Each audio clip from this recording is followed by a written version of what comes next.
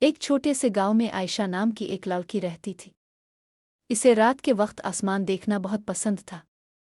ہر رات وہ اپنے گھر کی چھت پر جا کر چاند اور ستاروں کو دیکھتی اور اپنے خوابوں کے بارے میں سوچتی۔ ایک رات اسے ایسا لگا جیسے چاند اسے کچھ کہہ رہا ہو۔ عائشہ نے آنکھیں بند کیں تو اسے ایک عجیب سی روشنی نظر آئی۔ جب اس نے آنکھیں کھولیں تو وہ خود کو ایک خوبصورت باغ میں کھڑا پایا جہاں ہر طرف جگمگاتے پھول تھے۔ وہاں ایک نرم آواز آئی، عائشہ، یہ تمہارے خوابوں کی دنیا ہے۔ اگر تم ہمت کرو تو اپنے خواب پورے کر سکتی ہو۔ عائشہ نے ڈرتے ہوئے کہا، کیا میں واقعی کچھ بھی بن سکتی ہوں؟ آواز نے جواب دیا، ہاں، بس یقین رکھو اور محنت کرو۔ اچانک وہ واپس اپنی چھت پر تھی۔ اس رات کے بعد عائشہ نے اپنے خوابوں کو سنجیدگی سے لینا شروع کیا۔ اس نے محنت کی پڑھائی کی اور کبھی ہمت نہیں ہاری۔